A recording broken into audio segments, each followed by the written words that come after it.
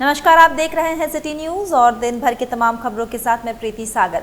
खबरों में बात करेंगे सबसे पहले आज की सुर्खियों की। आजाद नगर पुलिस ने चोरी मामले का खुलासा करते हुए मुख्य आरोपी को किया गिरफ्तार, चोरी के सामान बरामद।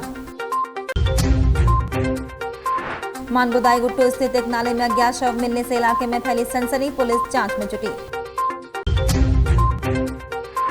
और हिमांशु हत्याकांड के विरोध में हिरासत में लिए गए लोगों से भरवाए जा रहे निजी मुचलका में विवादित शर्त जोड़ने को लेकर आयुक्तपुर थाना परिसर में जमकर हुआ हंगामा।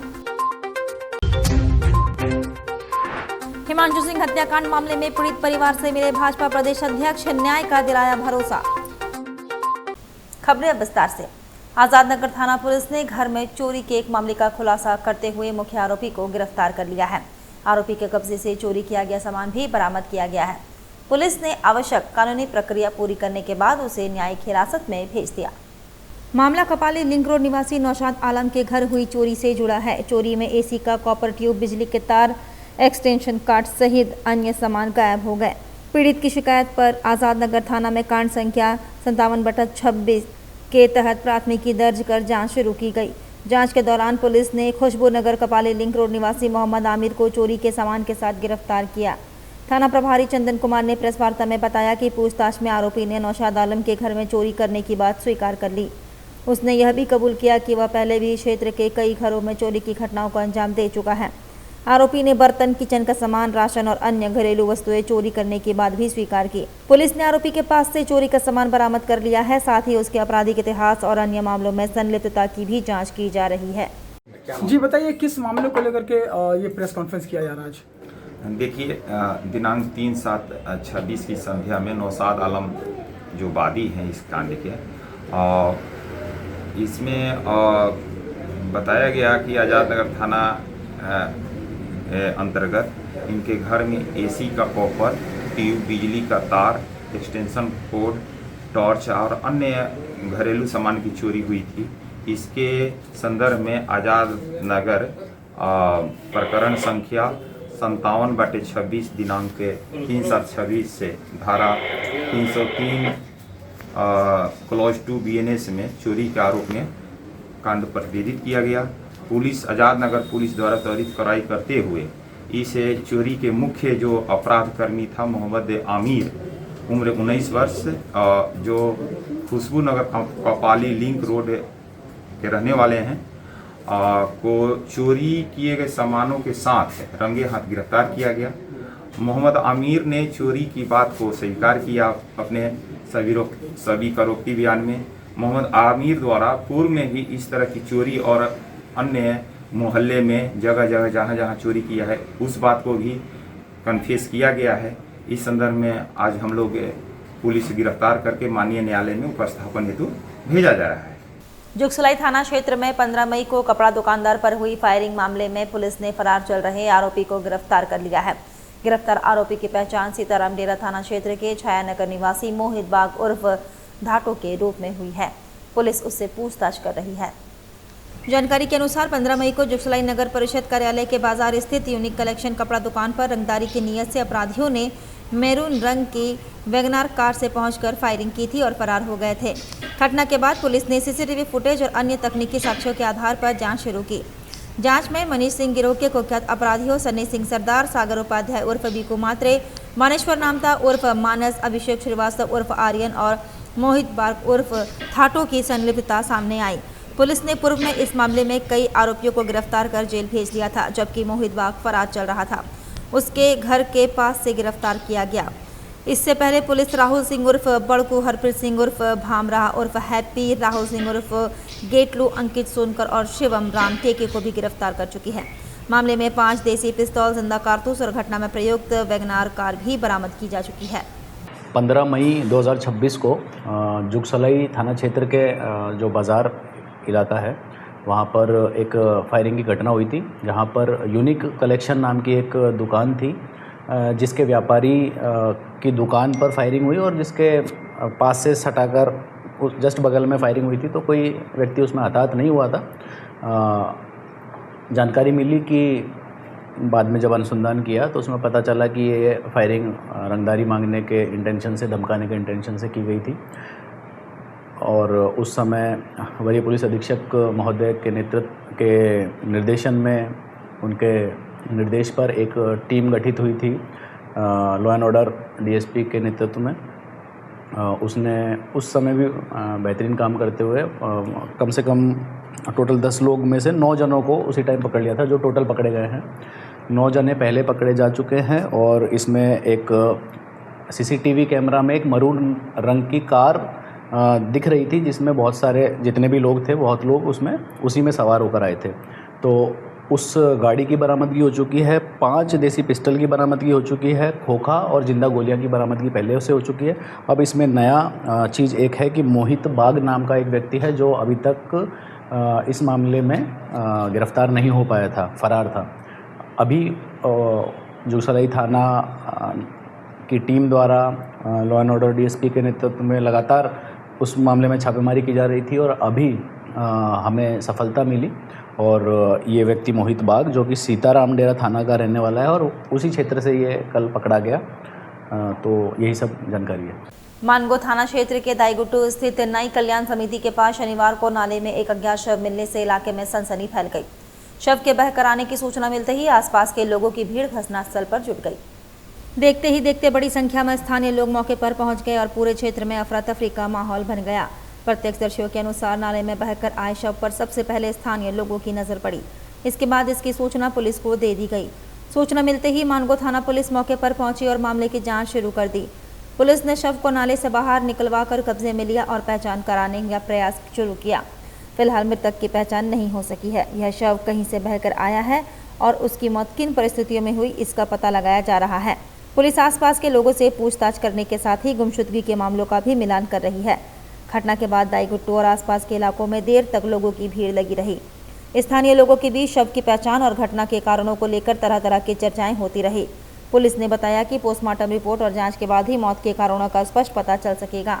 जो एक डेड बॉडी बह के आया है पानी से नाला में, उसी के लिए लोग सब देख रहे हैं, भीड़ लगाया हुआ है। कौन सा एरिया है ये तो दाईगुट्टू क्षेत्र है जहाँ पर हम खड़े हैं। कुछ पता चल रहा किसका डेड बॉडी है, क्या है? नहीं, पहचान में नहीं आ रहा है। तो पूरा बॉडी तो वाइट हो चुका है।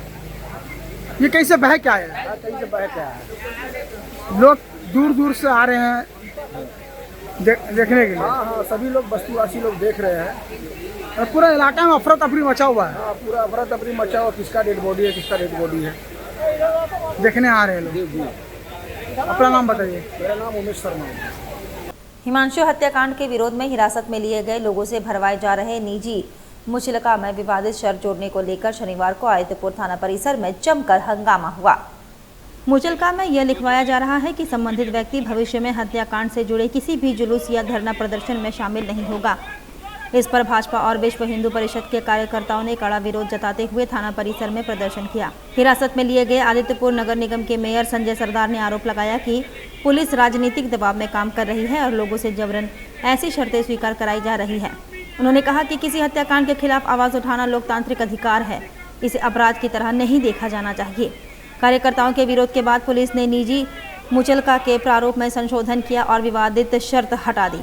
इधर थाना परिसर में घटनाक्रम की कवरेज कर रहे पत्रकारों को सरायकेला एसडीपीओ और आदित्यपुर थाना प्रभारी ने रिपोर्टिंग से रोक दिया। अधिकारियों का कहना था कि हिरासत में लिए गए लोगों की कवरेज नहीं की जा सकती।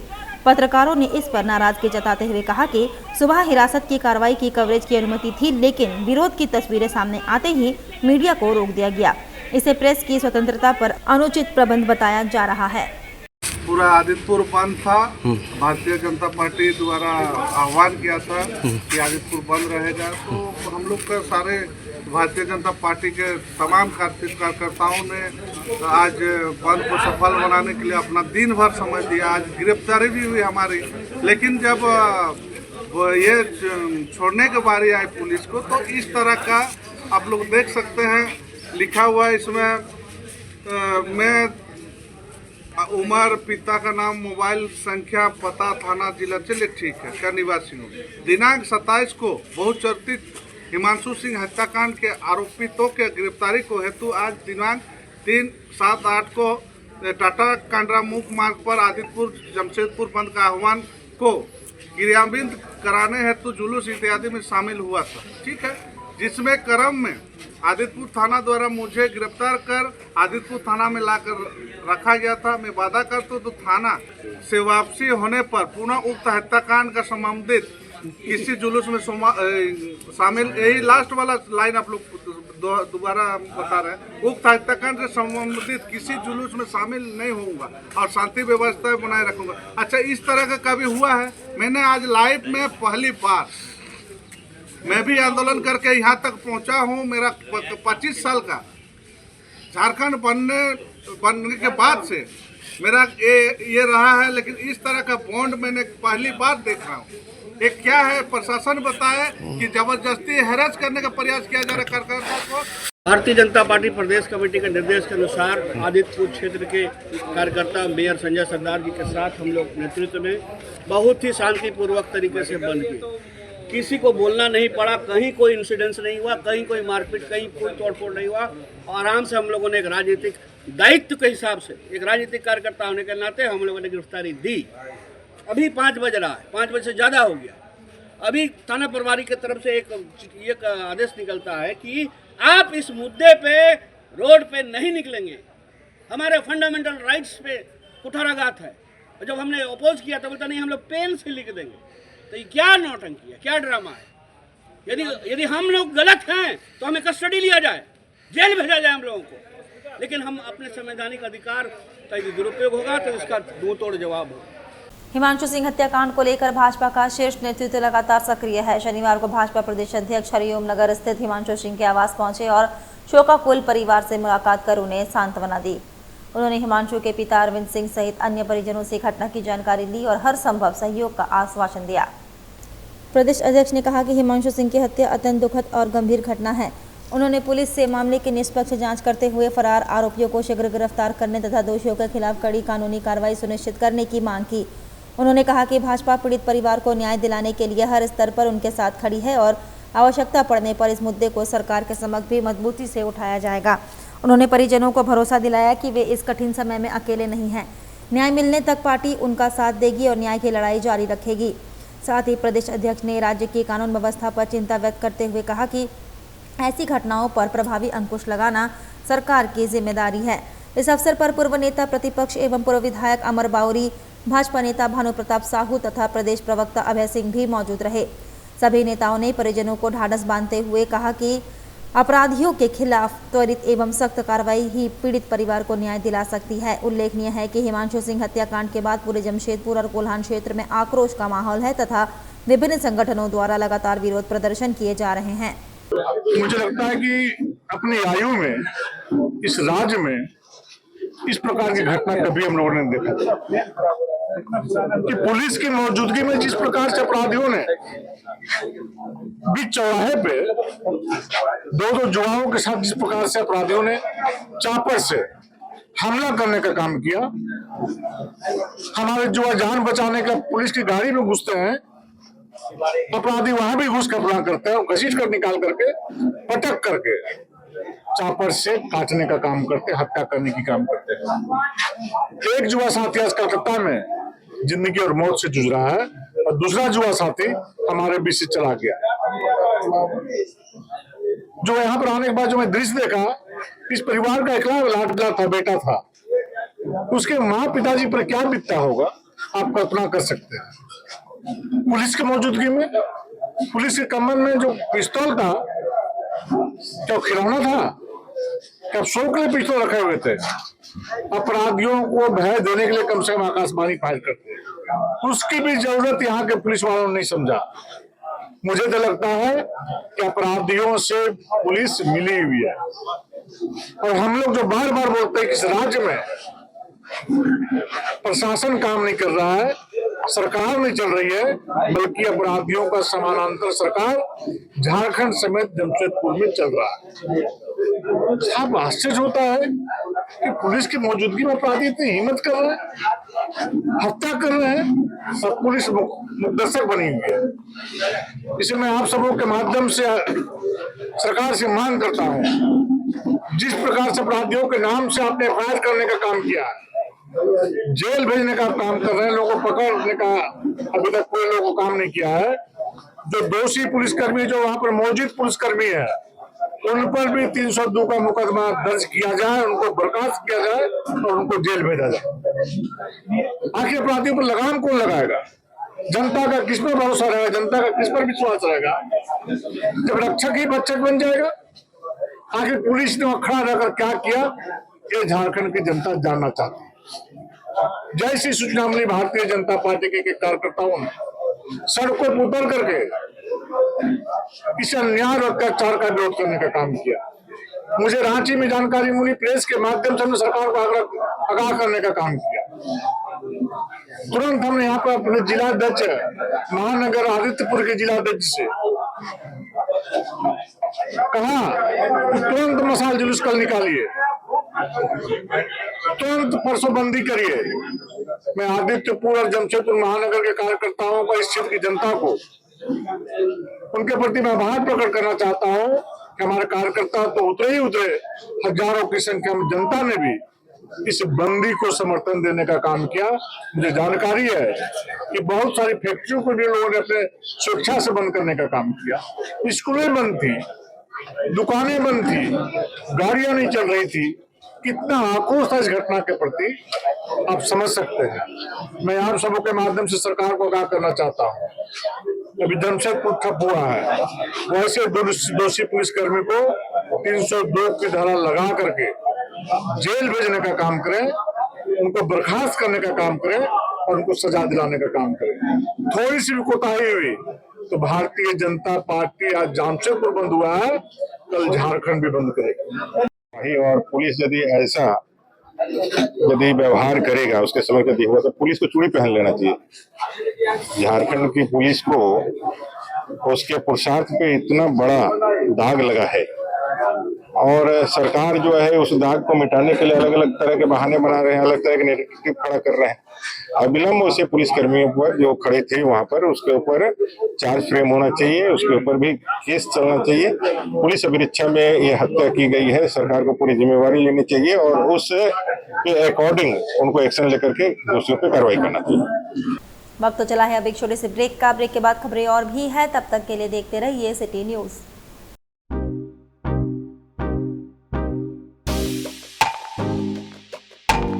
आप बेरोजगार हैं तो क्यों? नौकरी नहीं मिल रही है, जानते हैं क्यों? बेहुनर आदमी जिंदगी भर नौकरी की तलाश में भटकता है और हुनरमंद इंसान को नौकरी तलाश करती है। अगर आप चाहते हैं एक कामयाब जिंदगी गुजारना तो आप काम सीखिए, हुनरमंद बनिए और हुनर के संसार पे छा जाइए। राबिया टेक्निकल इंस्टीट्यूट और प्लेसमेंट काउंसिल जो आपको काम सिखाकर नौकरी के लायक बनाएगा और नौकरी भी दिलाएगा। जून में बैच स्टार्ट हो रहा है। हुनर की दुनियाओं में आपका स्वागत है। इस बैच में अगर रजिस्ट्रेशन कराना चाहते हैं तो संपर्क करें।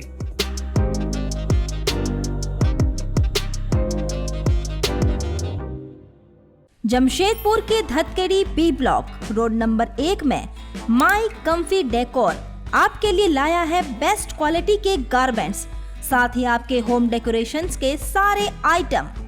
यहाँ आपको डेली यूज और पार्टी वेयर के लिए मिलेंगे रेडीमेड सूट, दुपट्टा और स्टोल, साथ ही आकर्षक रंगों में कुर्ता पजामा के लिए बेहतरीन कपड़े।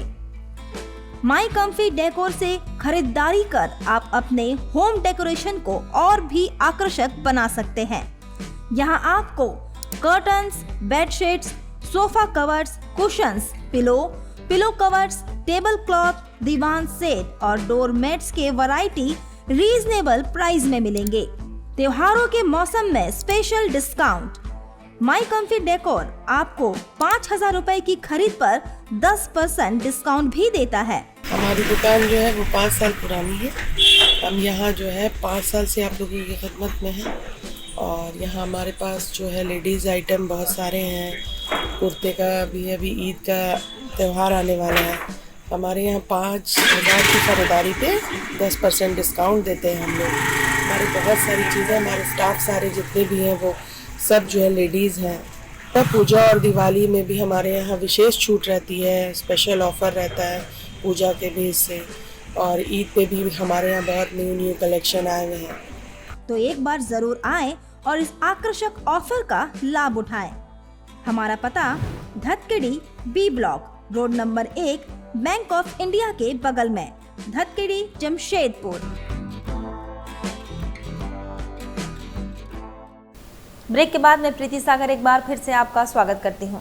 उलेडी स्थित शमशान घाट की सुरक्षा और संरक्षण को लेकर वार्ड संख्या 16 के पार्षद अशोक बिरुवा के नेतृत्व में स्थानीय बस्ती वासियों की बैठक आयोजित की गई।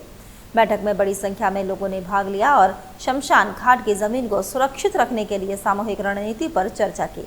बैठक नगर निगम द्वारा हाल ही में कराए गए शमशान घाट के सर्वे के बाद बुलाई गई थी।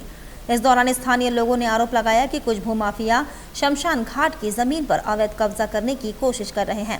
उन्होंने स्पष्ट कहा कि किसी भी स्थिति में सार्वजनिक उपयोग की इस जमीन पर अतिक्रमण नहीं होने दिया जाएगा। बैठक में सर्वसम्मति से निर्णय लिया गया कि यदि भविष्य में कोई व्यक्ति या समूह शमशान घाट की भूमि पर कब्जा करने का प्रयास करता है तो स्थानीय लोग एकजुट होकर उसका विरोध करेंगे और कानूनी एवं लोकतांत्रिक तरीके से अपनी आवाज उठाएंगे। पार्षद अशोक बिरुवा ने कहा कि उलेडी शमशान घाट क्षेत्र के लोगों की आस्था और आवश्यकता से जुड़ा महत्वपूर्ण स्थल है। इसकी भूमि की रक्षा करना सभी नागरिकों की सामूहिक जिम्मेदारी है। उन्होंने बस्ती वासियों से एकजुट रहने का आह्वान करते हुए कहा कि शमशान घाट को सुरक्षित रखने की लड़ाई पूरी मजबूती के साथ जारी रहेगा। सबसे पहले तो जोहार। और कल जो नगर निगम की टीम निरीक्षण के लिए शमशान घाट में आए थे, जिसका प्लॉट संख्या 4394, खाता संख्या 209, और उसका एडजॉइनिंग पार्ट में 4516 में खाता संख्या 908, कई सारे ज़मीनों में, कई अंशों में वहाँ पे शवों को दफनाया गया है। विभिन्न समुदाय के लोगों की लाश है वहाँ पे। कमार समाज, गौप समाज, गौड़ समाज, संथाल समाज, कालिंदी समाज और भिन्न भिन्न समाज के लोगों की डेड बॉडी वहाँ पे दफनाई गई। एक सामूहिक शमशान घाट है जो वर्तमान 79 का ये खतियान में हाल सर्वे 79 में अनाबाद सर्वसाधारण शमशान घाट के नाम से दर्ज है। बावजूद कोरोना काल के समय से इलीगल इंक्रोचमेंट शुरू हुई, और यह इलीगल इंक्रोचमेंट जब हो रही थी उस समय भी कई विरोध हुई है, लेकिन इसके पहले स्पष्ट रिपोर्ट एसटी कमीशन को नहीं दी गई। उसके पहले पूर्व में भी एसटी कमीशन से निरीक्षण किया गया, लेकिन जो स्पष्ट रिपोर्ट नहीं भेजी गई। वर्तमान फिर अगेन अभी आशा लकड़ा जी की अध्यक्षता में जो रिपोर्ट आई है, और इस रिपोर्ट में ये भी संज्ञान लिया गया कि उसका निरीक्षण करते हुए उस पर कार्रवाई किया जाए। और बैठक में जो लोग थे उन लोगों के क्या पूर्वों का भी वहाँ पर दफनाया गया है? बैठक में जितने भी लोग आए थे, तमाम बस्ती वासी थे, उनका पूर्वजों का डेड बॉडी वहाँ पे दफनाया गया है, जिससे बस्ती के कई लोगों में जना आक्रोश है। उन लोगों को डर है कि उन वर्तमान जो अभी 6.5 एकड़ ज़मीन है उसमें 4516 और 4394 दोनों ज़मीन में लगभग करीब 5 एकड़ ज़मीन इंक्रोचमेंट हुई है, फर्जी इकरारनामा, फर्जी डीड के द्वारा। तो आगे लड़ाई लड़ेंगे सोले? आगे ये टेक्निकल लड़ाई है, और लोगों का जनसमर्थन, लोगों का विश्वास, और साथ में प्रशासनिक पदाधिकारियों को भी जो भूमि से संबंधित है और डीसी साहब, इनको पॉजिटिव तरीके से इस आदिवासियों की ज़मीन को बचाने के लिए संज्ञान लेने की आवश्यकता है, और चारदीवारी करते हुए वहाँ के आदिवासियों को संरक्षित और संवर्धित करने की आवश्यकता है। इसीलिए बैठक में आप लोग बातचीत कर रहे हैं? इसी बैठक को लेके बस्तीवासियों को आश्वस्त किया गया ताकि उनकी जो डेड बॉडी है उनके साथ कोई छेड़छाड़ नहीं हो, ताकि वहाँ की धार्मिक भावनाओं या उनके मौलिक अधिकारों से किसी तरह की कोई छेड़छाड़ ना हो। बागबेड़ा हाउसिंग कॉलोनी जलापूर्ति योजना के तहत करीब 15 वर्षों से पेयजल संकट झेल रहे कुंवर सिंह मैदान रोड नंबर 3 के लगभग 50 घरों में नियमित जलापूर्ति शुरू हो गई है। लंबे समय से पानी की समस्या से जूझ रहे लोगों को इससे बड़ी राहत मिली है और क्षेत्र में खुशी का माहौल है। पंचायत समिति सदस्य सुनील गुप्ता ने बताया कि टीएमएफटी मद से लगभग 4 लाख रुपए की लागत से पाइपलाइन का इंटरकनेक्शन निर्माण कार्य पूरा होने के बाद जलापूर्ति बहाल हो सकी। सुबह बेला की जलापूर्ति शुरू होते ही सभी घरों में पर्याप्त दबाव के साथ पानी पहुंचा। वर्षों बाद नलों में पानी आने पर लोगों ने बाल्टी, ड्रम और अन्य बर्तनों में पानी संग्रह किया तथा खुशी जताई। सुनील गुप्ता ने कहा कि इस समस्या के समाधान के लिए वह पिछले कई वर्षों से लगातार प्रयास कर रहे थे। उन्होंने पोटका विधानसभा के विधायक, जिला प्रशासन, पेयजल एवं स्वच्छता विभाग के अधिकारियों तथा प्रखंड विकास पदाधिकारी के समक्ष कई बार इस मुद्दे को उठाया। पंचायत समिति की बैठकों में भी उन्होंने इसे प्रमुखता से रखा। स्थानीय लोगों ने जलापूर्ति बहाल होने पर प्रसन्नता व्यक्त करते हुए सुनील गुप्ता के प्रयासों की सराहना की। उनका कहना है कि इस पहल से क्षेत्र के लोगों को वर्षों पुरानी पेयजल समस्या से स्थायी राहत मिली है। उत्क्रमिक उच्च विद्यालय कालीमाटी जेमको आजाद बस्ती में अंतर्राष्ट्रीय प्लास्टिक बैग मुक्त दिवस पर जागरूकता आयोजित किया गया। इस मौके पर विद्यालय के छात्र छात्राओं ने प्लास्टिक का उपयोग कम करने और पर्यावरण को बचाने का सामूहिक संकल्प लिया। इस दौरान बच्चों ने प्लास्टिक के खतरों को दर्शाते हुए कई सुंदर पोस्टर भी बनाए। विद्यालय के प्रधानाध्यापक धनंजय श्रीवास्तव ने बच्चों को संबोधित करते हुए कहा कि प्लास्टिक हमारे पर्यावरण और स्वास्थ्य के लिए बेहद हानिकारक है। उन्होंने बच्चों के इस प्रयास की सराहना की और सभी से अपने घर आंगन को भी प्लास्टिक मुक्त बनाने की अपील की। मौके पर शिक्षक राकेश कुमार सिंह, विद्यालय प्रबंधन समिति प्रतिनिधि सदस्य करणदीप सिंह, बाल संसद की प्रधानमंत्री नंदिनी कुमारी व छात्र छात्राएं उपस्थित थे। सभी ने मिलकर विद्यालय और समाज को प्लास्टिक मुक्त बनाने का दृढ़ संकल्प लिया। झारखंड हैंडबॉल एसोसिएशन के तत्वाधान में भारतीय जूनियर पुरुष हैंडबॉल टीम के लिए विशेष प्रशिक्षण शिविर का आयोजन JRD टाटा स्पोर्ट्स कॉम्प्लेक्स में किया जा रहा है। यह शिविर आगामी 19वीं Asian mains junior under 21 handball championship की तैयारियों के मद्देनजर आयोजित किया गया है। प्रशिक्षण शिविर में देश के विभिन्न राज्यों से चयनित प्रतिभाशाली जूनियर खिलाड़ी और कोचिंग स्टाफ हिस्सा ले रहे हैं।